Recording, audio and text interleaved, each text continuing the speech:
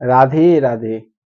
শাস্ত্রেতে লেখা আছে, কলিযুগে যোগ যজ্ঞ নেহি জ্ঞানা, এহি কলিযুগে সাধন নেহি দূজা। যোগ যজ্ঞ জপ তপ ব্রত পূজা।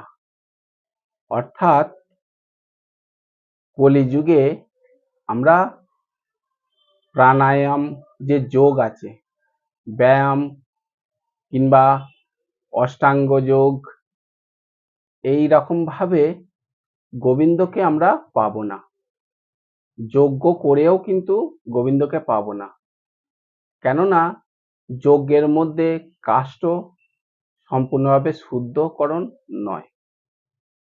ঘি সেও শুদ্ধি নয়। মন্ত্র উচ্চারণ ব্রাহ্মণ, সেও শুদ্ধিকরণ নয়।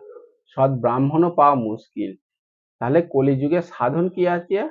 হরিনাম সংকীর্তন।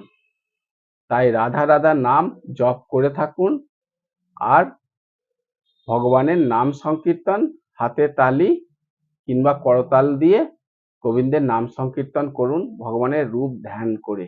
তবেই আমরা গোবিন্দকে এই কলিযুগে পাবো, আর অন্য কোনো মার্গ নেই। সেই জন্য আপনারা অনেক প্রয়ত্ন করলেও এই প্রয়ত্ন করা বৃথা। যেমন বালিকে মন্থন করলে কখনোই তেল নির্গত হবে না, তদ্রূপ আমরা যদি যজ্ঞ করে, তপস্যা করি কিংবা যোগের দ্বারায়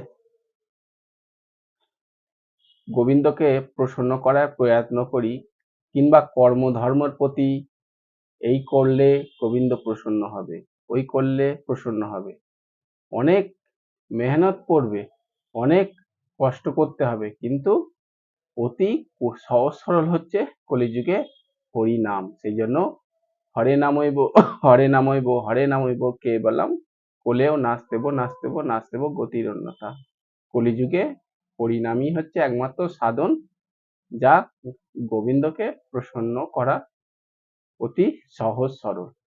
সেই জন্য ব্যাসদেব শ্রীমদ্ ভাগবত মহাপুরাণে এটা লিখে গেছেন, কলিযুগে একমাত্র হরিনামই হচ্ছে সর্বশ্রেষ্ঠ সার। নিঃশ্বাস প্রশ্বাসের দ্বারায় রাধা রাধা নাম জপ করতে থাকুন, আর বাকি সময় ভগবানের নাম সংকীর্তন দ্বারাই গোবিন্দকে প্রসন্ন করতে চান। গোবিন্দ এতেই প্রসন্ন হন।